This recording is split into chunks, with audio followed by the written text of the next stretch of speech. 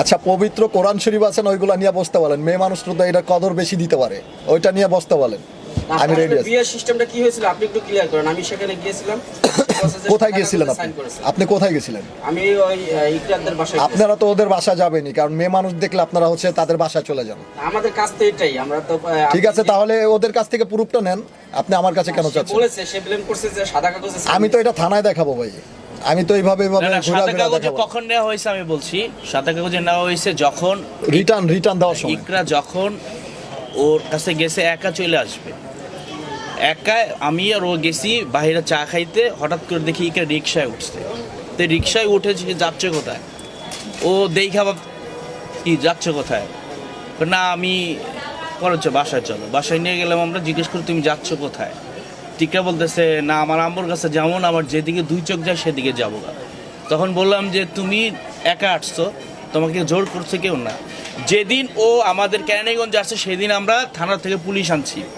পুলিশের mobile video আছে, ওই বলছে যে আমি একা আসছি, সাকিবকে ভালোবাসি আমি, আমাদের বিয়ে হয়েছে 7 ফেব্রুয়ারি 2024, মানে শুরু থেকেই। তো আমি আবার চলে আসছি ভালোবাসার টানে, আমার জোর করে আনে না। এর একটা ভিডিও আছে আমাদের প্রথম যেদিন গেছে। তারপরে যখন ও একা চলে আসবে বলছি তুমি চলে যাও, বলছে আমি যাব না। তারপরে যখন একা চলে আসবে তখন আমাদের কথা, একটা মেয়ে একা কোথায় যাবে? যদি ওর মার কাছে না যায় তাহলে কোথায় যাবে? যদি অন্য কোথাও চলে যায় দোষটা কাদের হবে? আমাদের হবে। আমাদের হবে না যে তোমরা আমার মেয়ের গুম করছো, না হলে বেঁচে দিচ্ছে, এমন কোনো একটা কথা বলবো। তারপর আরেকটা কথা, ওই যখন হচ্ছে আমি জিজ্ঞাসা করলাম যে কোথায় যেতে লইছিল, আমি ওর দিকে তাকাইছি, ও দেখে আরেকজনের দিকে তাকায়, আমার ম্যানেজার।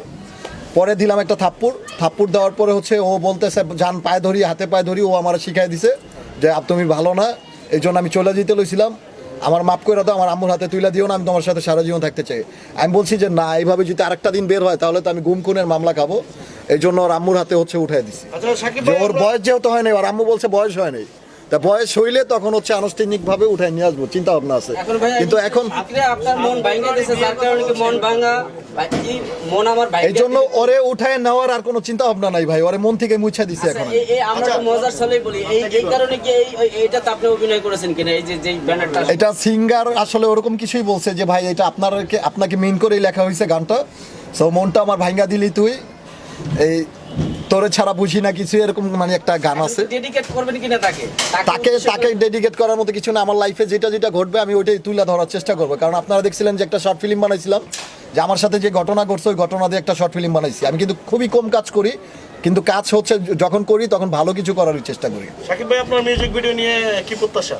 আমি মিউজিক ভিডিও নিয়ে ভালো একটা কাজ দিছি, এখন সবার কাছে কেমন লাগে এটা তারা কমেন্টেই জানাবে। আচ্ছা, আমার কাছে তো ভালোই লাগছে কাজটা করে। হ্যাঁ, এইচ আনোয়ার অফিসিয়াল ইউটিউব চ্যানেলে, এবং হচ্ছে জুনিয়র সাকিব মনটা আমার ভাঙ্গা দিলি তুই লিখলেই চলে আসবে। আচ্ছা সাকিব ভাই, আপনি তো বরাবর একটু আগে ক্লিয়ার করলেন 3টা বিয়ে হয়েছে, ভবিষ্যতে 3টা বলতে 2টা হয়েছে ভাই, 2টা। আচ্ছা, ভবিষ্যতে আর বিয়ে 2টা বিয়ে হয়েছে, আমার 3টা বিয়ে হয়নি ভাই। সিমি আক্তার কোলি ভবিষ্যতে বিয়ে করার প্ল্যানিং আছে কিনা? মেনশন করে বলছেন ভাই। আমি এই নাম নুম এইসবের নাম চিনি না রে। আমি যে নামটা বলছেন ভাই চিনি না কে। আপনার যে বাচ্চা হবে এটার দায়িত্ব নিবে কে সেটা বলেন। দায়িত্ব যদি হয় তখন আমি নিব, দায়িত্ব হোক হইলে তো মাশাআল্লাহ আলহামদুলিল্লাহ তার মানে ওটা হইলে। বাচ্চা আপনারই ছিল, কিন্তু ওই মানুষটাকে আর মাইনা নেওয়ার কোনো ইচ্ছা নেই আমার, যে মানুষটা সমাজে মেনে না নেন, ভবিষ্যতে বিয়ে করার পরিকল্পনা আছে কিনা? বিয়ে করারও চিন্তা ভাবনা নেই। মা বাবা নিয়ে আলহামদুলিল্লাহ ভালো আছে। এরকম চিটার বাটপার যারা, তাদেরকে। যদি বাচ্চা হয় তাহলে সেটা মেনে আচ্ছা নেবেন। আপনি বলেন, 3টা দিন আপনার ওয়াইফ কি আপনার সাথে 3 দিন থেকে বলতে পারবে আপনি খারাপ? 3 বছরও না, 3 মাসও না, 3 দিন থেকে বলতে পারবে আপনি খারাপ? তারও 3বার যে আসছিল তখন খারাপ দেখে নাই আমি, তখন তো 1 সপ্তাহ 15 দিন করে ছিল, তখন কি জানে না যে আমি খারাপ? তাহলে এইবার এসে ব্রাইডাল শ্যুট দেওয়ার পরে, নায়িকা লুক দেওয়ার পরে কি, বধূ লুক দেওয়ার পরে কি আমি খারাপ হয়ে গেলাম? এই লুকটা নাকি আপনি জোর করে করাইছেন। ও, পার্লারে কেউ তো বললো না আমাকে যে জোর করে ধরে নিয়ে আসছে রে।